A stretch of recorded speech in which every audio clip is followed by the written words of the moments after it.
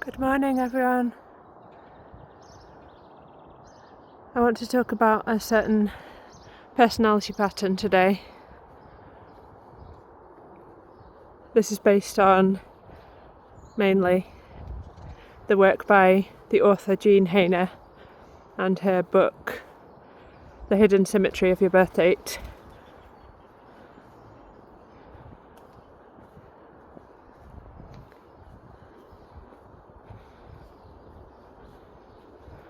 And the foundation is in 5-element theory from the spiritual side of Chinese medicine. There's a 9-year pattern in nature.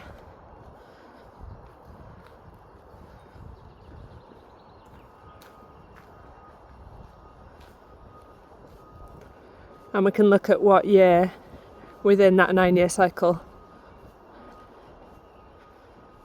we were born,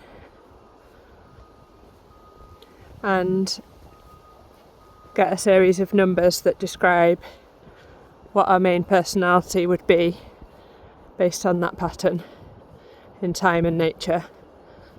What our main personality would be, what our emotional self would be, and what our calling in life would be. I've been really worried about this reading, and I can't do things unless I have my whole heart into it. So I've been waiting for the moment to do it, and I've been stressing myself and trying to be patient with myself. And finally this morning it's come together, and I figured out how I want to start this reading. And the way I want to start it is by doing a couple of anecdotes from some people in my life, and then I'll talk about the numbers in this pattern.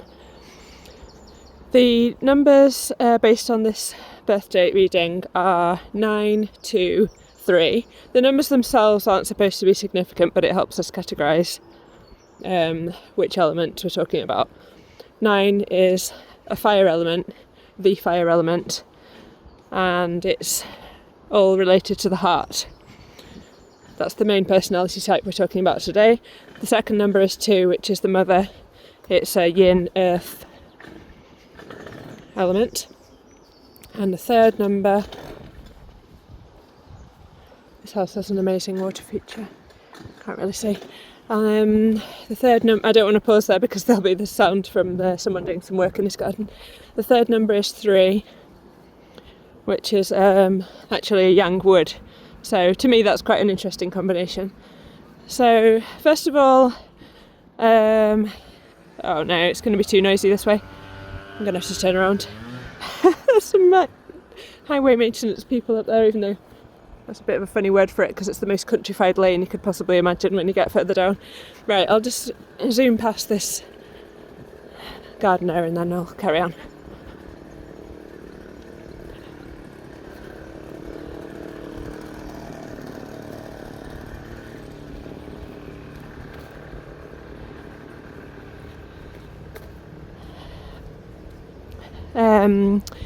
I'm the sort of person who, I meet a lot of people.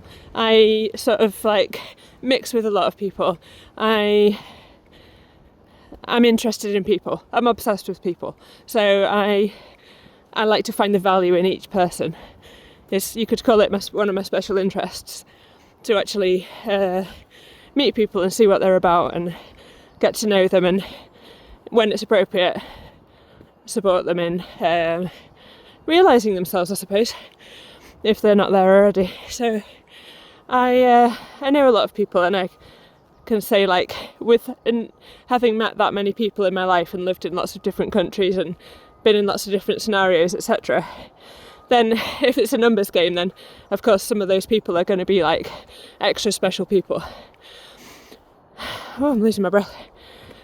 So having said that, oh, this is the dog and owner. I'll try and keep talking because I find it difficult to talk when there's someone there, but I'm going to try. I've met some really amazing people who you think, well, this is just this person's on a different level and there's something really,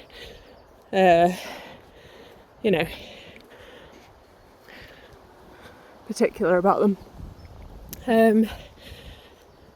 However, on top of all that, hi, good morning to you. I know two people who have had a very significant impact on the practicalities of my life and my raising to the point I am with my quality of life, because I have had a difficult time and a lot of challenges and disabilities, some that I was born with and some that I've developed because of the trauma that I've been through, etc. And there's two people that I know who've really been instrumental in raising me to actually have quality of life, and they're both a 9, which is this heart, this fire element. The first one, let me think which one I met first actually. Might have even been around the same time in my life that I met them. They're called Abby and Karen. Abby, she's a physio. I was introduced to her through a friend, and my friend Angie, she introduced me to Abby because I got a shoulder injury, and she asked Abby to have a chat with me and see if she could help me out. Because at that time in my life I didn't have any treatment that worked for my shoulder injury at all, and I really needed help. And I'd been living with it for close to 2 decades already. And Abby spoke to me and she said, well, I didn't think this was going to be appropriate because I normally work with stroke patients, and however, having spoken to you, I think you are the right kind of person that, could benefit from what I do, and we can give it a try. And from that point on, she came to my house twice a week, working on my shoulder. And every time she came, it was a very sort of heart-to-heart connection, because she has that sort of purity to just listen without judging and to actually support. And she supported me. And a few weeks in, and I was at one of the most difficult points in my life, she was always able to listen to whatever it was I was going through as she worked on my shoulder, and we talked about it, and we had this sort of passionate chat about, yeah, exactly, and this kind of thing. It really helped me. And then she said to me one week, she noticed something about the way I move, and she said that you don't have these pre-preparatory movements. Have you ever thought about whether you might have dyspraxia or something like dyspraxia? And then I said, when you kind of get the chills or the shivers or something, because I kind of it meant something to me, even though I'd never really looked into it. Well, I hadn't looked into it, but I'd heard of it. And within a few weeks, I went through the assessment process for dyspraxia, and I got diagnosed with dyspraxia. And it was a moment that changed my whole life. It was so incredibly validating, because it explained why I have particular problems, and a lot of them that I'd never actually even tried to describe to somebody, but they all fit under this umbrella of what dyspraxia is. So it was really brilliant to actually be able to make sense of that part of my life. Secondly, she helped me find a suitable school for my children, because we both have a kind of rejection of the controlling environment that you can find in a lot of classrooms. And she recommended to me the school where my children now go, which only has 24 children in the whole school. It's really special. They love it. And it's quite a big thing nowadays to be able to say, my children love school. And we have that blessing thanks to that link through Abby as well. Thirdly, after I started bringing them to this school, I was having to spend 40 quid on taxis to get here and back because it's not near my house. And then she encouraged me and guided me through doing my driving lessons and getting a car. She basically inspired me and helped motivate me to get to get on with it, sort of thing, because being dyspraxic, that's something that I've never been able to do, and I needed support to go through it. So she was so enthusiastic, and she had that purity of intention with it, of like, why this is going to help me. So basically she did it from love. These things that she does them from love. That's my interpretation, that's how it feels, and that's how like special it is. Because now I can drive, I'm 42, so I've learnt it at like midlife or whatever you call it. And all of a sudden I can do things that I could never do before, and take my children to places that I couldn't do before. So it's a big change. And then the other person I know with a 9, who is a fire element, that's their main number, she's called Karen. She runs the forest school. We used to spend every Saturday together. So basically I met her at a playground when I was using my mobility scooter, and she happened to be picking up her daughter from school that day, whereas normally she would be at work because she used to be a teacher in a mainstream primary school. Sorry, I'm out of breath. And I met her in the playground, and she was talking to me, and I said, she asked me, have you got anything good happening this weekend? And it was a Friday, and I said, well, the weekend is really difficult because I can't look after my children and I haven't got any support, and just briefly explained why I wasn't looking forward to the weekend. And she said, oh, is this something I can help you with? And after having struggled for months and not get support from various places, then just to have her just, you know, oh, I'll help you, you know, she just wanted to help, and she did help. And from that point on, every Saturday we went to the woods together, and we did a litter pick.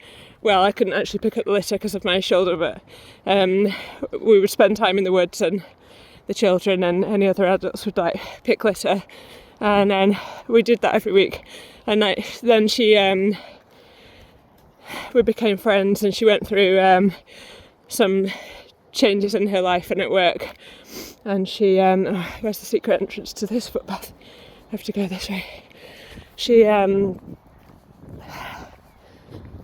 gonna jump over this thing.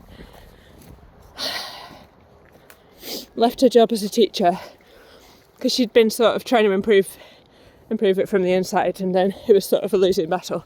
And then she went to work in a forest school, and you could say I supported her through that transition, and we were still seeing each other every week, and she was supporting me by actually helping me practically. And then my son was the age, he was at nursery, and she offered to give him a lift to the forest school so he could go there instead of the nursery. That was a lot more, it was like, yeah, that was just a big improvement for him, and his like, all his joyful memories from that couple of years. He used to go to the forest school and spend all day outside and with his friends, and he just loved it. And we're having his birthday party at her woods tomorrow. She's now bought part of that woods and set up her own business related to supporting people, with their health and well-being and their development and their learning, and it's all done in the woods at the moment. Hopefully she's going to expand it to whether it's indoor and outdoor areas. Whew, out of breath. So that's some 9 people that I know, and how much they've changed my life for the better is absolutely, it can't be measured. You could say it's the difference between being an empty soul and being valued and be able to do things that I love. And that's thanks to those people with that pattern, with that 9, with that they're born in that part of time, in that point in time where it was that energy. So big thanks to them. So now the birth reading I'm doing today is a 923. So to summarise the 9, it's all about the heart. It's somebody who wears their heart on their sleeve. They can be like very psychic in the sense that they connect almost too easily to other people's energies. So they might not realise, or maybe they do, that they're connecting with other people's soul wherever they meet anybody, and that's something that happens for them easily or automatically. So that's what's summarised as being an empath by Jean Hainer, because we hear that term thrown around, but it's that fire energy. She says that's what an empath is. So when someone realises it's based on their 9-star key of being born in that pattern in nature, then it's a nice scenery here. They can realise why they could be, for example, they can be a contact crier. So if anyone feels something, then they feel it. And what else about them? Their heart is very vulnerable. So that can go either way, or a mix. And the key is that they can reconnect, because fire is quick. Fire, it's like a flickering flame. It's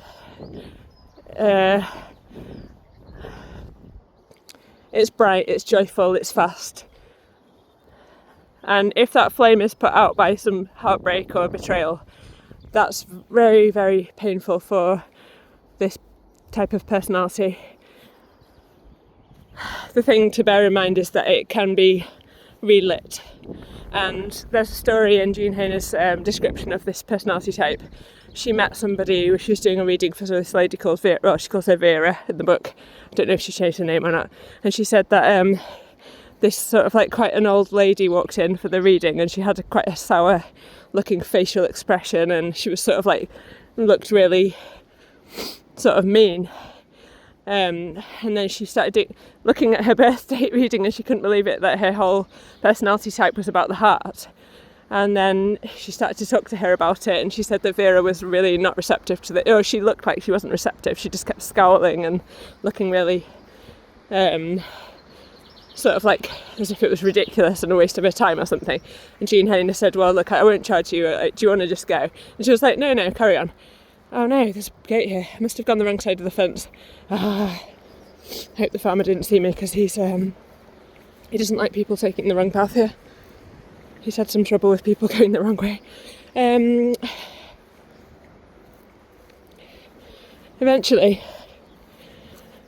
Vera opened up to Jean Hainer and said, well, when I was 40 years old, and bear in mind during the reading she was in her 70s, 2 friends betrayed me, and it was so painful I just decided to never let anyone in again. So she'd shut her heart because of that, because of how open and vulnerable the heart is for a 9. Some people, it can happen that their betrayal hurts them so much that they close down to letting anyone in anymore. And then she started saying things like, well, you're right about this. This is who I really am. I am actually really like loving, and this personality that Jean Hainer was describing, this fire element, she's saying, yes, that is true. Actually, you are right. And and then she started saying things like, well, I have a neighbour who has a dog, maybe I can go round. I know somebody who, maybe I can invite her around for a cup of tea. She just suddenly started coming up with these ideas about how to get back more into the fire energy and the fire element. And then Jean Hainer just said in the book, it's amazing how quickly it can be relit to bring that joy back. So I thought that was quite a nice way of understanding it. So the 9 heart can be too open, or it can be closed down and it needs to be opened up again, or it can be like the gate of the heart. So the heart protector is just so wide open that the person keeps getting hurt again and again and again, and they can't close the gate. It's like that heart protector gate is frozen open. I need a drink now. Right, I'll just try and do the other numbers. Also, I think I'm getting a stitch. Must have been walking fast. I haven't had one of those for years. Alright, so the middle number is 2, which means this person has the softness of yin earth, and under stress they can be very worried. That can be how it sort of how it goes. Their emotional self is to sort of think, poor me, and to go too much into worrying about things. And the tip and advice for that is to remember, if you are that person, you have a safe place inside yourself. You have a softness inside yourself you can go back to, and you are going to be okay. If you think of Louise Hay, if you know Louise Hay's work, she was a 2, and she did a lot of work around, life loves me, and that sort of stuff is based on that 2 energy of the mother, of sort of like having that safety and security, because it's just very feminine and soft. And the third number is 3. So this is kind of funny, I don't know, because I don't know how the elements interact with each other, because I've only studied this for a certain number of years. The 3 is warrior. So having this as your third number, it's sort of like getting things done, getting on with things. It's yang wood, so it's sort of action based. So when you have that as your third number, you sort of like interaction, let's do this, let's just do it now, sort of thing. And that's not a good sentence, sorry, not let's just do it now, but sort of like getting on with it. And it can be sort of a bit pushy kind of energy, depending on what the other person, if someone you're interacting with, might find that to be pushy. But it's sort of like action, and I think maybe I'm getting tired because I can't, and maybe I didn't reread that section of the book. 3 is a third number.